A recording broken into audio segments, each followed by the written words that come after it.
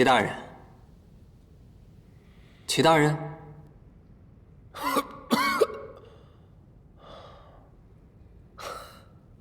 又来了。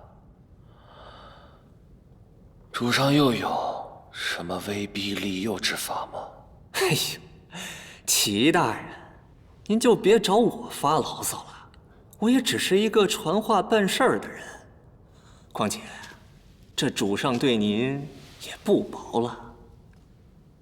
不信您自己瞧瞧。这成王生母，端妃娘娘，见民女齐竹为母祈福，是一步一叩首，甚是感动。姑娘，你一步一叩，所求何事？民女只想救我兄长一命。你们兄妹倒好，彼此都想着对方。只可惜，本宫只能救下你。念你孤苦伶仃，又一片孝心，正好，本宫身边也缺一个提己之人，不如你就随本宫进宫吧。这陛下听闻此事，赞其忠孝有加，封其清平县主，择日正式册封。孤独无依，被退婚也好，一步登天为清平县主也罢，这一切都在那个人的鼓掌之间，更在您的一念之间呢。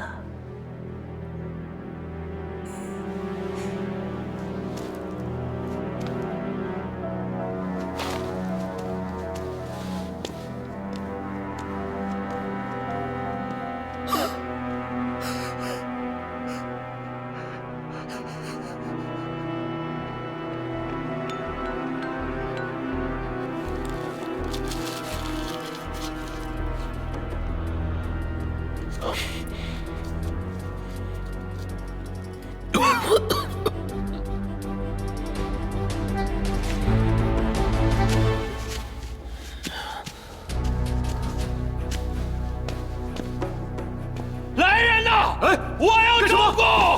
来人呐！我要招供！来人呐！我要招供！进去！我要招供！进去！我要招供！进去！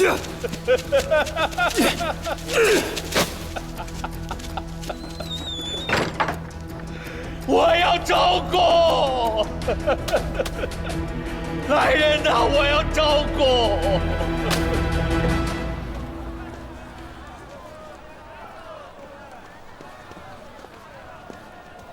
皇夫人，欢迎您常来啊！吉掌柜又发财了，笑这么开心。哟，小侯爷，上个月的盈利这几日送到我府上，我最近买了2匹宝马，手头空得很。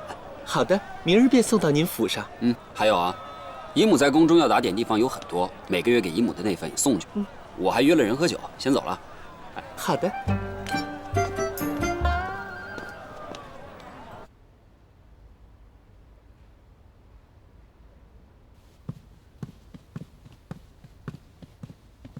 殿下，刑部的刘大人到了。参见苏王。那齐策已经认罪伏法。齐策认罪了。王爷，请看。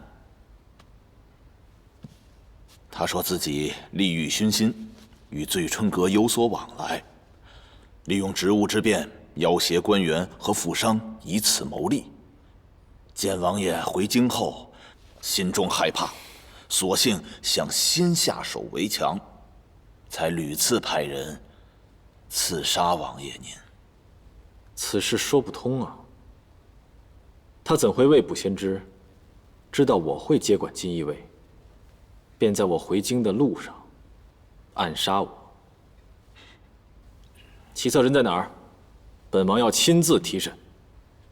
回王爷，他昨日一头撞死了，今日已死无对证。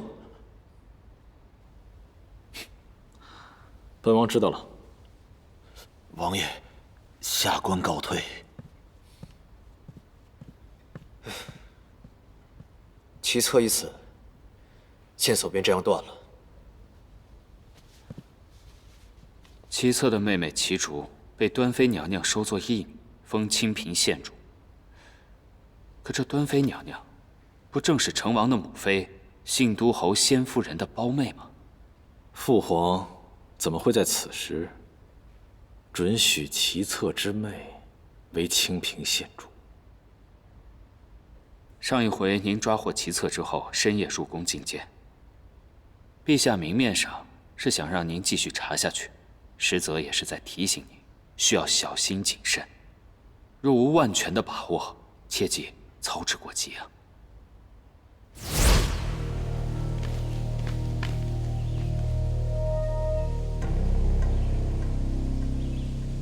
你真的要回去？此去恐怕是四面楚歌。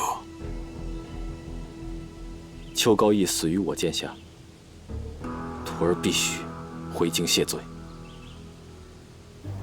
况且，杜充谋利，将士何辜？我不查清这贪污案，如何对得起浴血奋战的大禹将士？好啊，不愧是为师教出来的好徒弟。为师必上授皇上陈情此事。不过，你路上一定要注意安全啊！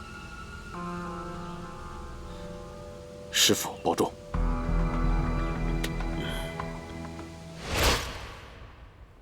四面楚歌，那又如何？大禹将士的安危，比我一人更重要。许家，你去查查，这位清平县主到底在哪儿？是。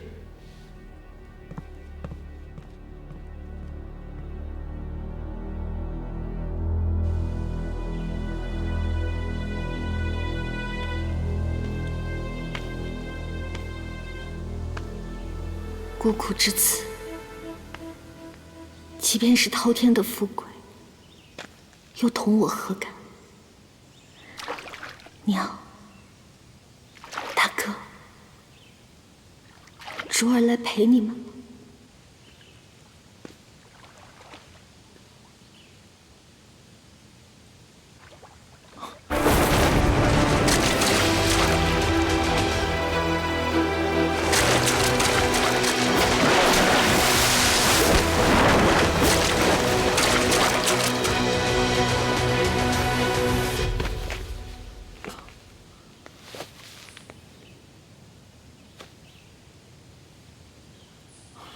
竹儿，竹儿，竹儿，竹儿，竹儿，竹儿，竹儿，醒醒！竹儿，你醒醒！我带你回家。跟你没关系。你为什么又做傻事呢？说了跟你没关系。我现在是县主了，是多少人求也求不来的地位，不再是那个软弱可欺的齐楚，是清平县主。我开心还来不及呢，寻死做什么呢？竹儿，你真的要依附端妃吗？她突然施恩于你，肯定是……怎么？你害怕了？你怕我成了县主，有了端妃这个靠山会对你不利？也对，她还是燕世子的姨母，你怎么可能不怕？不是这样的，我是怕他们利用你害你。我兄长以死换我富贵，你现在要让我舍弃这一切？芙蓉，我兄长说的没错，你就是菩萨嘴，蛇蝎心。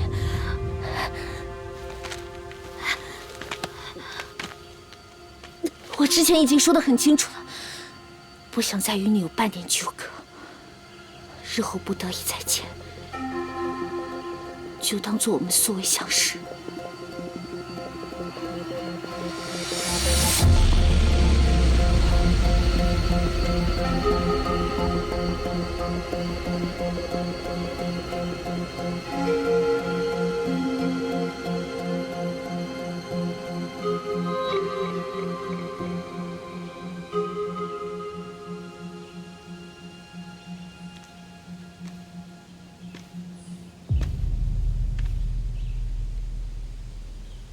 你怎么在这儿？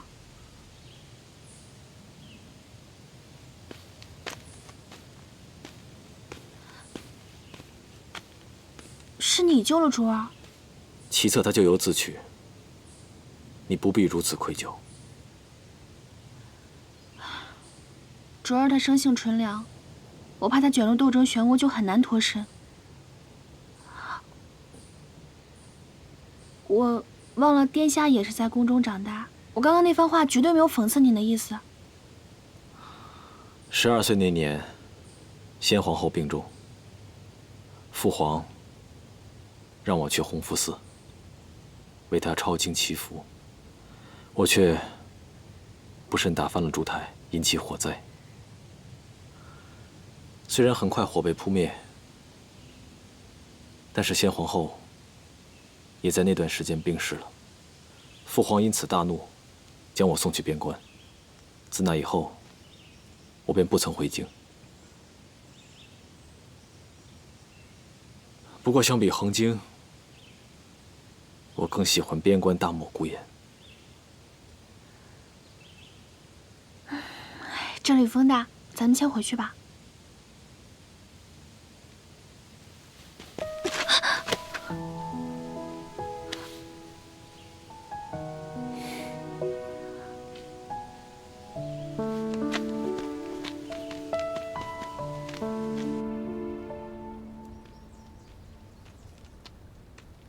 你看看你，又瘦了。我让你多吃点吧。来，这不会是文先生吧？我给你带的，你不喜欢吃吗？那下次我带你喜欢吃的过来。这文先生居然会和鱼说话。出来吧，我看见你了。那个文先生，我什么都没看到，什么都没看到。这件事不允许别人知道。好啦，我发誓，即使是提刑司拷打我，我都绝对不会说的。谢谢。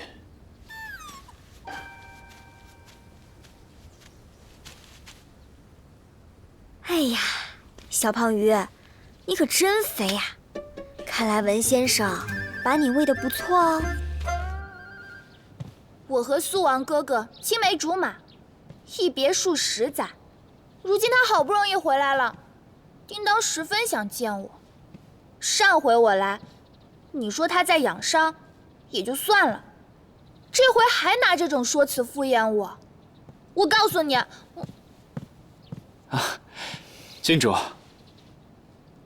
怎么每次来都是见到你们2个？苏王哥哥人呢？哦，殿下实在伤得太重了，委实无法见客。真的伤得这样重？不行，那我更要看看他了。郡主，您实在要去看他，倒也无妨。但是我作为一个大夫的角度来讲，女子体寒属阴，只怕这来去进出的，又会让殿下再多病上几日。那算了，那我不去了。只是，苏王哥哥到底怎么了？他什么时候才能好啊？您放心，已无大碍，只是需要静养。知道了。那这样吧，等苏王哥哥好了，你们千万要派人来送信。一定，一定。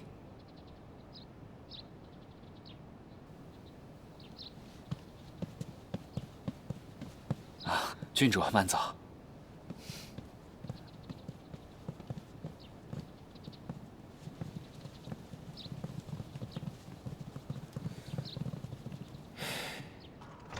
这西河郡主，当真是殿下的青梅竹马，为何殿下如此避之不及？没想到京城里也有这么能嚷嚷的女子。哎，说你是个榆木脑袋，咱们殿下自小在边关长大，哪里来的什么青梅竹马呀？哎，神女有意，王爷无心罢了。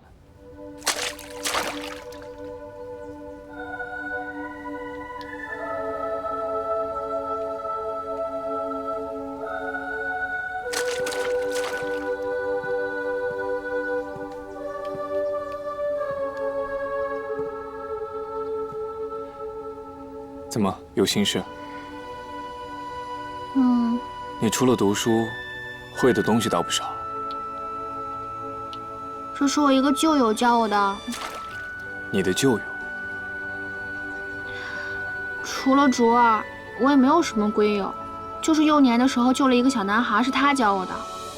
后来他家人找到他，就把他带走了，要不然我就让我爹收了他，一直留在我身边当个小跟班。傅姑娘可否教我一二？首先你得找一个扁平的石头，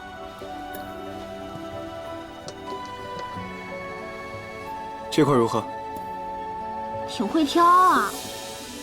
然后呢，你就得这样把它甩出去，甩出去，甩。你看，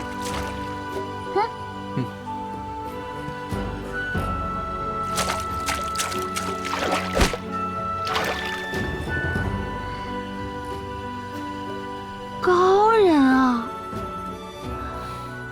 不仅会作诗，教什么都会呢。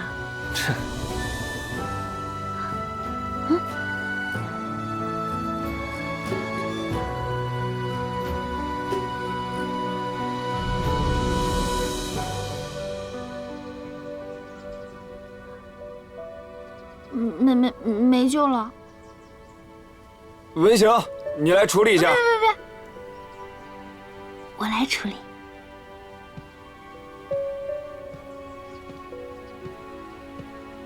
今日厨房说炖的鱼肥嫩且鲜美，我便想，会不会是小胖？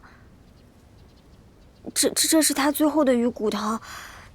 那个文先生，您既然……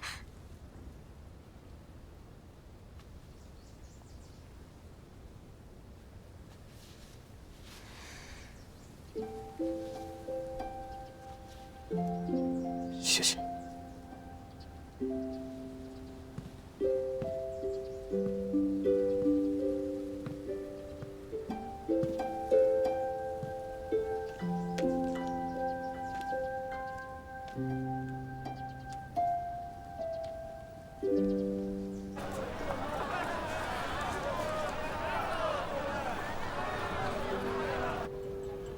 王夫人、李夫人，这镜花水月呀，可是我们这里的镇店之宝。这几幅画还真是美极了。要是喜欢的话，我给你俩打个折。这么多人，你们再来看这幅，哎，这幅更好。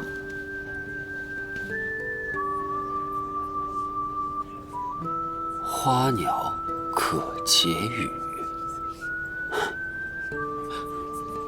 小侯爷，哎呦，哎呀，小侯爷啊，您来了。啊，哎，这画像挺不错的，比那些首饰好看多了。谢小侯爷赞赏。小侯爷，齐掌柜的，今儿个如意楼也发售新品，听人说这如意楼的4幅画作跟我们的极其相似。有这种事情？他们不是一直找傅家的长姑娘做字画张贴吗？竟做出这种不知廉耻的事情。就是。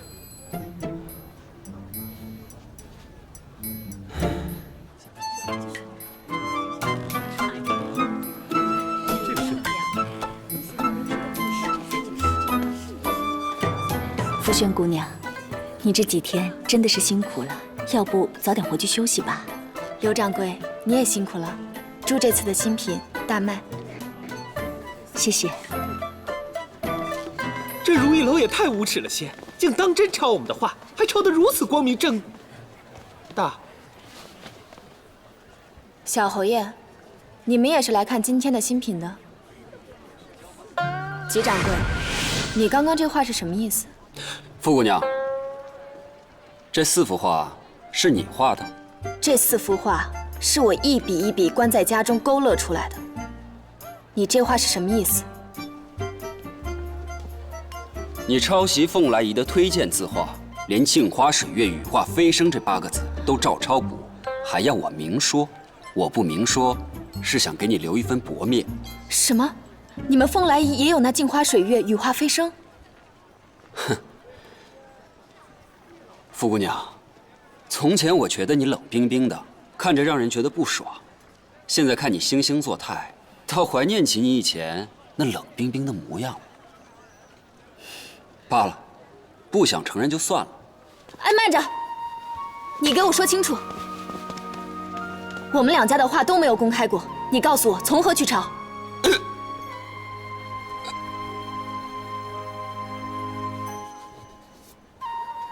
正好，你们这位碧玉公子，之前跟我们爆竹相撞，误拿了2幅画卷。说来也巧，这2幅画卷，正是你们说的那2幅。小侯爷，他这是血口喷人。碧玉确实捡错过画卷，但从来就没有打开过，便给如意楼送了回去。是啊，小侯爷，我当真没有打开过，他们的画我瞧都没瞧过。那既然真是这样的话，那就找你们的画师来跟我对质便是。小侯爷，我若真抄了，悉听尊便。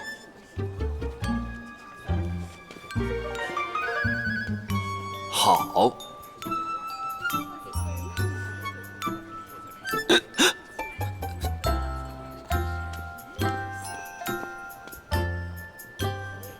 哼。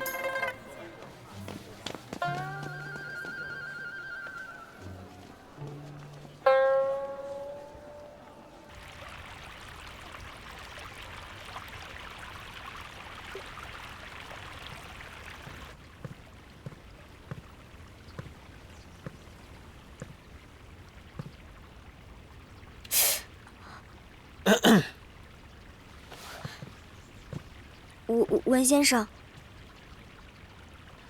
你为何在此绣花？姑娘她不太练女工，连带着我也没有怎么练。今日天气甚好，便拿出来绣绣。文先生，你看看，我绣的如何？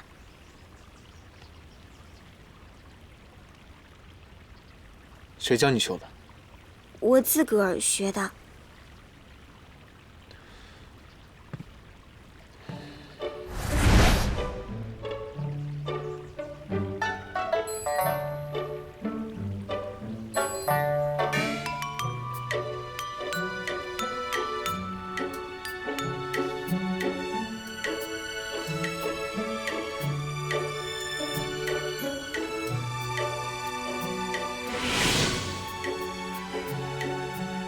绣好了。哇，文先生你好厉害啊！哎，文先生，我只是觉得你平日里冷冰冰的，只会舞刀弄枪，实际上既会养鱼，又会绣花。文先生，我只是好奇，你究竟是跟谁学的绣花啊？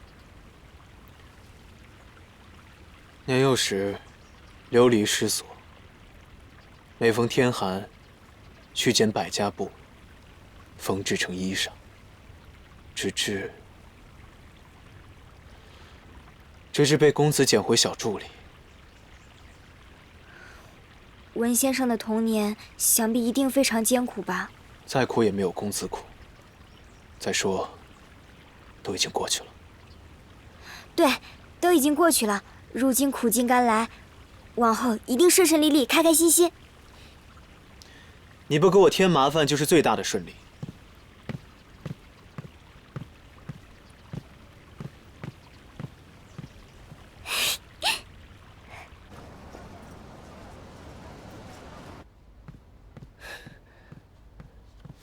殿下，如意楼找到了？爷，从来都是这如意楼楼主主动上门找人，咱们找他那无异于大海捞针呐。废物！这眼下运粮的财路断，好不容易上天开眼，让本王找到了一个金矿，但是又运不出炸药来。叫我看啊，还没找到如意楼，本王早就喝西北风了。哎呀，爷，这也未必呀。我听说啊，那个如意楼耳目众多，说不定咱们动静闹得大点儿，那楼主自己就出来了。哼，你想得倒美！叫我看，就你这样的蠢货，他是。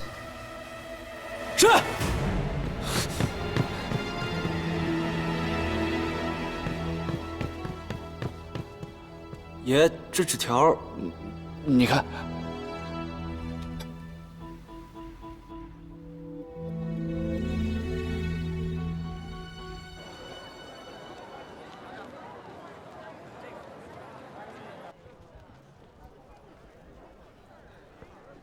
既然彭画师内心这么胸有成竹，那可否请你为大家说一说，这镜花水月、羽化飞升，是如何与鸟语花香、意趣盎然联系在一起的？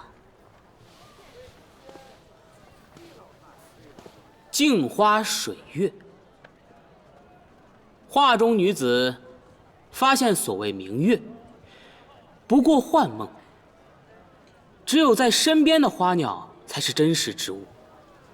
于是，在第2、3幅画中，女子沉浸在了鸟语花香的世界当中，十分开心。小八，你别听他胡说。到最后，更是登上极乐，白日飞升。什么乱七八糟的！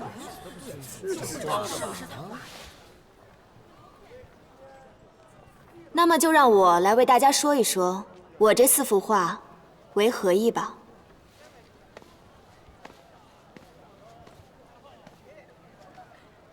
我们如意楼此次的新品通名为“芳华似电”，意为光阴转瞬即逝。这第1幅画《镜花水月》，女子倚在河边，水面上面倒映的唯有天上的明月，便是年年岁岁月依旧，岁岁年年人不同。与日月相比，人生恐总，恍如一梦。这第2幅《大梦不绝》，表示图一确实是一场幻梦。这图中的女子已经稍微有了一些年纪，曾经的年轻貌美，却只在梦中。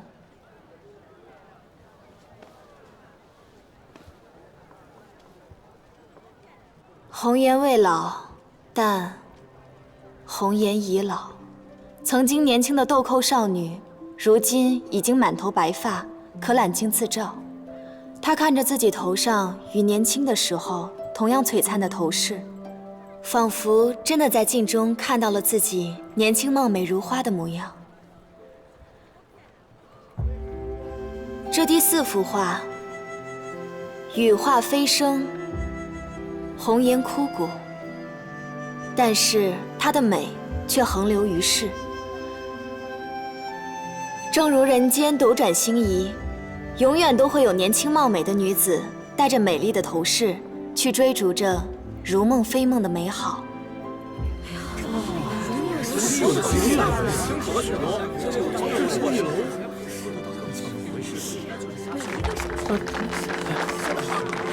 得好，好。听完2位对自己画的描述，想必大家心里应该很清楚，谁是自己心中所想，谁是临时凑数。如意楼，如意楼，如意楼，如意楼，如意楼，如意楼，如意楼，如意楼。这些都是我在思考时所画的一些零碎细节，请大家过目一下。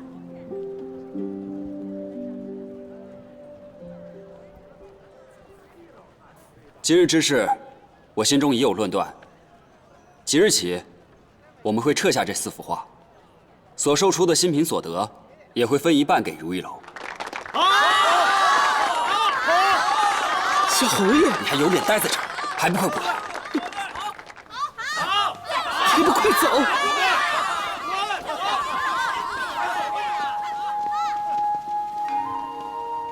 还有，此前对傅姑娘出言不逊，是我错了。今日我先回去处理这件事情，改日一定登门致歉。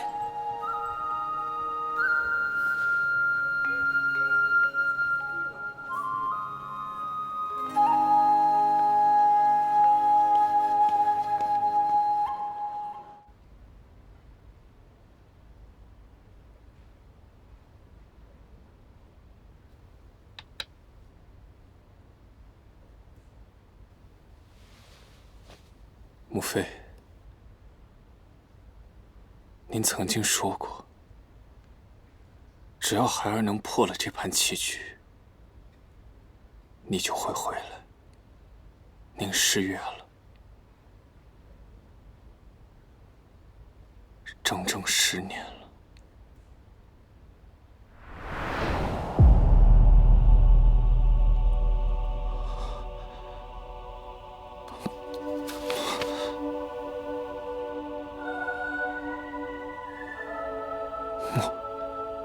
母妃，下棋切忌贪胜，不可攻彼忘我。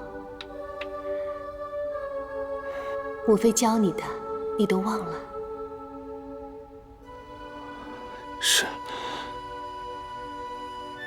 是平儿大意了，是平儿输了。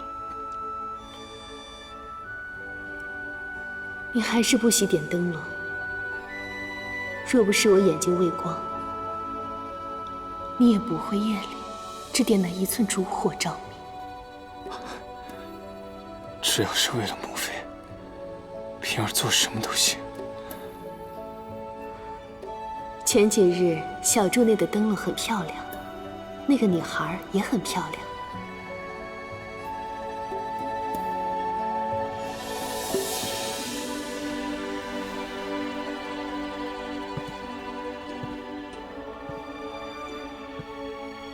平儿，为了自己，好好的活着。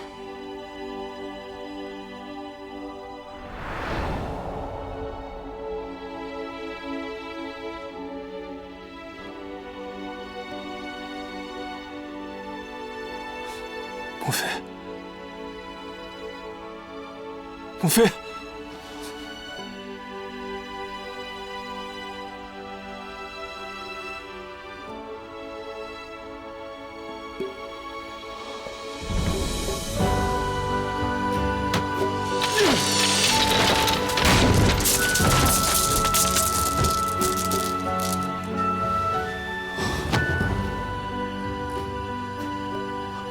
为什么？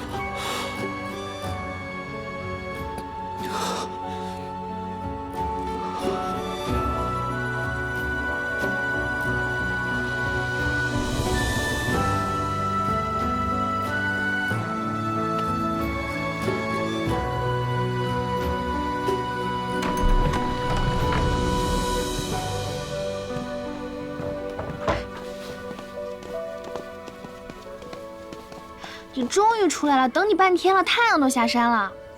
找我何事？我知道你今日心情不好，我知道个好地方带你去。可以不去吗？不可以。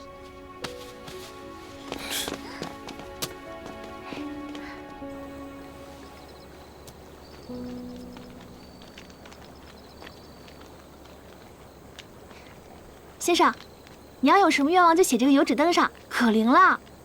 我之前就用这个许愿来着，我就说我想要个弟弟，我娘就立马有了官哥。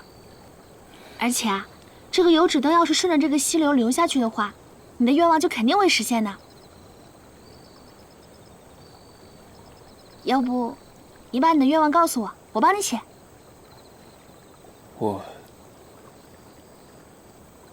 我想再见我娘亲一次。好。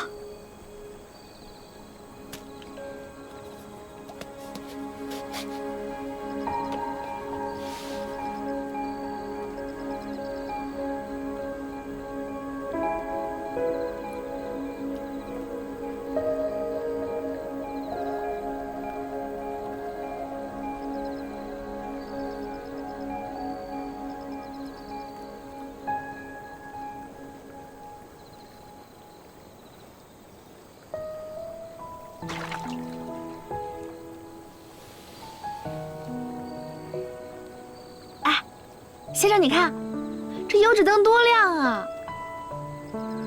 虽然不知道先生娘亲在哪，但是肯定可以再见到的。这怕是一个永远也实现不了的愿望。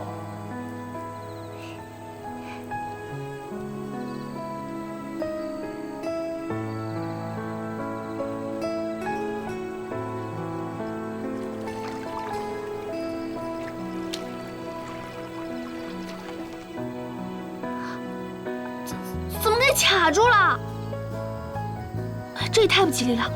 哎，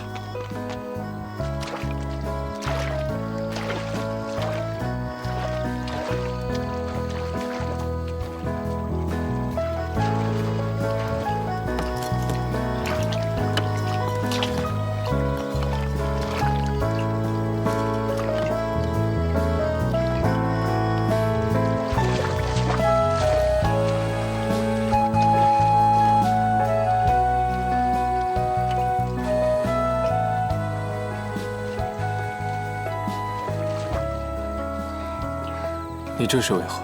把石头推开，怎么能让仙人的愿望卡住呢？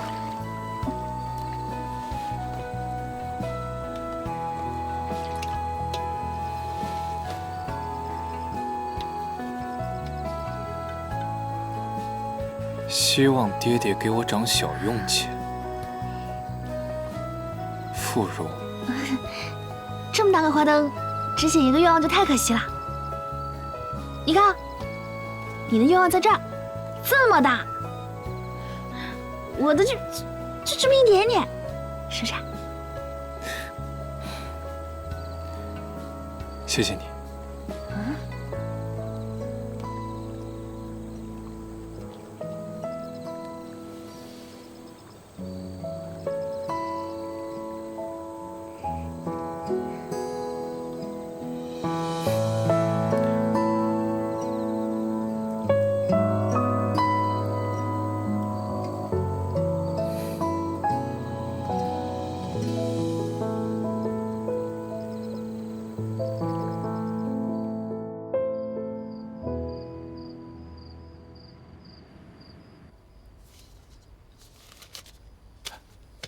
捡起来，捡起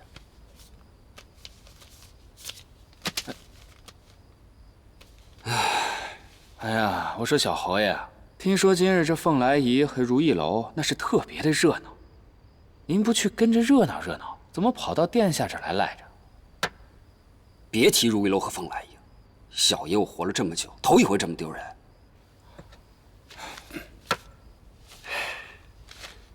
这殿下府上的酒啊，真不比梨花酿差。这醉春阁是没了，我就只能来这儿借酒浇愁了。小侯爷，您要喝您到外面去喝，这里是重要的东西，万一散了怎么办？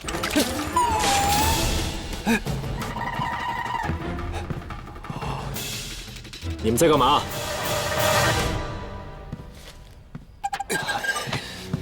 殿下，殿下。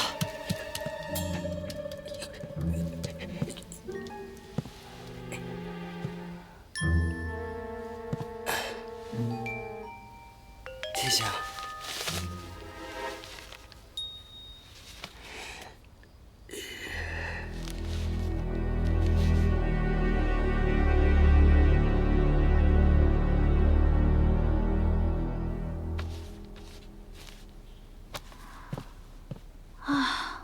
先生真是的，知道我要走了，还要榨干我最后的价值。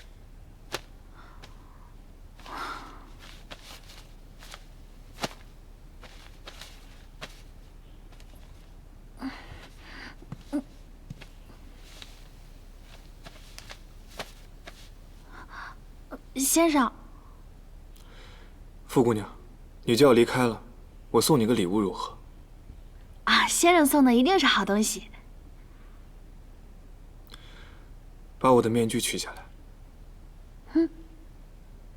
不了不了，先生放心，我虽然是顽劣，但是我知道先生的面具是不可以取的，所以我你不敢。先生，这天底下可没有我不敢的事情。你只要再不把脸挪开，我就……